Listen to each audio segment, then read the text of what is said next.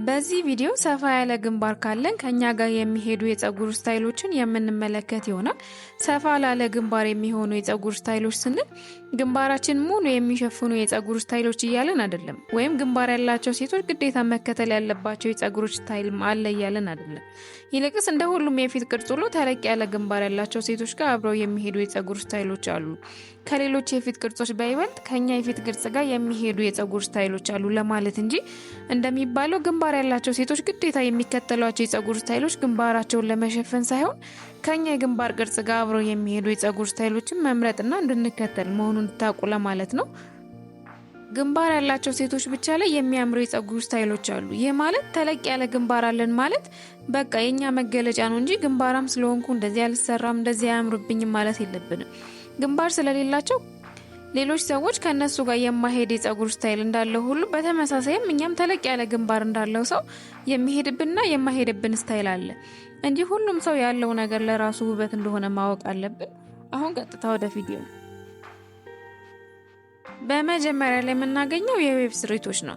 ሰፋ ያለ ግንባር ካለና ፀጉራችን ዌቭ መሰራት ከፈለግን እስከ ግማሽ ድረስ ቀጥ ብለው ወርደው ከግማሽ ማለትም ከግንባራችን በታች ከአገጣችን ደግሞ ከፍ ብሎ የዌቭ ፓተርኑ የሚጀምሩ የዌቭ ስሪቶች ለኛ የፊት ቅርጽ የመጀመሪያ ተስማሚ ፀጉር ስታይሎች ናቸው። ብዙውን ጊዜ ግንባራችን ተለቅ ሲል ወይም ሰፋ ያለ ሲሆን ፊታችን ወደታች ጠበብ ያለ መስሎ ይታየናል። ይህም ደግሞ ከላይ ሰፋ ያለ ግንባር ስላለን ነው። ለዚህም የምንሰራቸው የዌቭ ስሪቶች ከላይ ቀጥ ብለው እንደ ፓይስትራ ማለት ነው።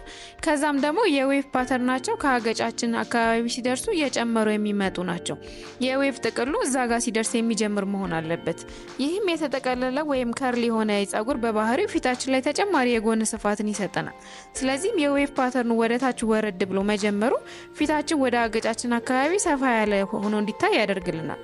ስለዚህም የምንሰራቸው ዌቮች ወደታች ወረድ ብለው የሚጀምሩና የዌቭ ፓተርናቸው ደግሞ ከአገጫችን ከፍ ብለው የሚጀምሩ መሆን አለባቸው ማለት ነው። የምናገኘው ደግሞ ፍሪዝ ወይም ከርል ነው። ሰፋ ያለ ግንባር ካለንና ፀጉራችንን ፍሪዝ ማድረግ ወይም ከርል ማድረግ ከፈለግን ወደ ግንባራችን ወረድ ያሉ ራውንድ ከርል የምንላቸው የመጀመሪያ ተመራጮች ናቸው። ለዚህም ፀጉራችን ወደ ግንባራችን ወረድ አድርገን መቆረጥ እንችላለን፣ ወይም ደግሞ በውስጥ በኩል በሻሽ ወይም ሰፋ ባሉ የፀጉር ማስያዣዎች መሀል ላይ ከተን ማስያዝ እንችላለን። ፍሪዝ ወይም ከርል በባህሪው ፊታችን ሰፋ ብሎ እንዲታይ ያደርግልናል። ወደታች ወደ ግንባራችን ወረድ ያሉ ፍሪዞች ደግሞ የፊታችንን ርዝመት ቀነስ ስለሚያደርጉልን የፊታችን ርዝመትም ስፋትም የተመጣጠነ ይሆናል ማለት ነው።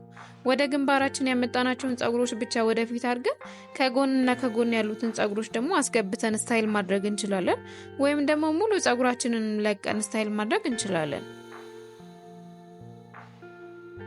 በመቀጠል ደግሞ ሰፋ ያለ ግንባር ካለንና ፀጉራችንን ማስያዝ ከፈለግን በመጀመሪያ በአንድ ጎን በዛ አድርገን አስይዘን በአንድ ጎን ደግሞ ቀነስ አድርገን ከፍለን ማስያዝ እንችላለን። በአንድ ጎን በዛ አድርገን በአንድ ጎን ደግሞ ቀነስ አድርገን ስናስይዝ ግንባራችን ላይ ሌላ ተጨማሪ ስፋትን ስለማይጨምርብን ለኛ የፊት ቅርጽ ተስማሚ የሆነ የፀጉር ስታይል ነው። ሌላው ደግሞ ፀጉራችን ፍሪዝ ሊሆን ይችላል፣ ወይም ደግሞ ተኩስ የተወሰነ ፀጉር ወደፊት አውጥተን የተቀረውን ደግሞ መሀል ላይ ከፍ አድርገን ወይም ደግሞ ወደታች ወረድ አድርገን ብናስይዝ ከኛ የፊት ቅርጽ ጋር አብሮ ይሄዳል።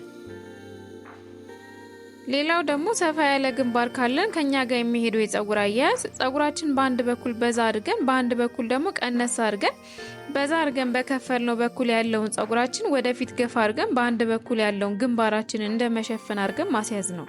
ይሄ የፀጉር ስታይል ሰፋ ያለ የግንባር ስፋት ያላቸው ሰዎች ላይ በጣም የሚያምር ነው። በመቀጠል የምናገኘው ደግሞ ሹሩባ ነው። ተለቅ ያለ ግንባር ካለንና ፀጉራችንን ሹሩባ መሰራት ከፈለግን የምንሰራቸው ሹሩባዎች ሰፋ ወይም ተለቅ ያለውን ግንባራችን ላይ ተጨማሪ ስፋትን የማይጨምሩ መሆናቸው ማወቅ አለብን።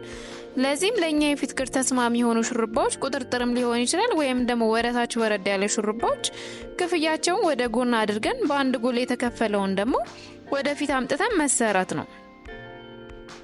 በአንድ በኩል ያለውን ግንባራችንን እንደመሸፈን አድርገን ማለት ነው።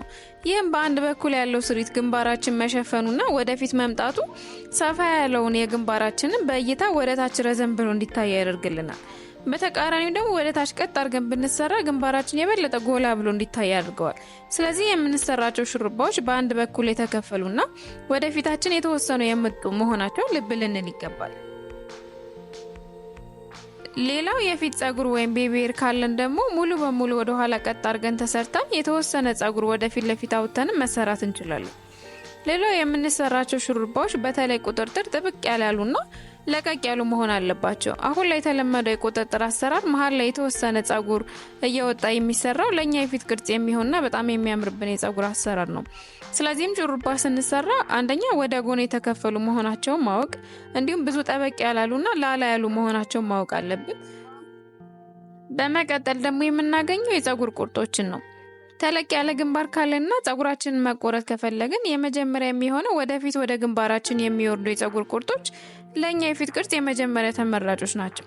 ሲጀመር ይሄ የጸጉር ቁርጥ በቃ ግንባር ላላቸው ሰዎች የሚሆን የጸጉር ቁርጥ ነው ማለት እንችላለን እና ምን አይነት ውበት እንዳለውም ያው ምንም መናገር አያስፈልገውም። በጣም የሚያምርና በራሱ አውትፊት የሆነ የጸጉር ስታይል ነው።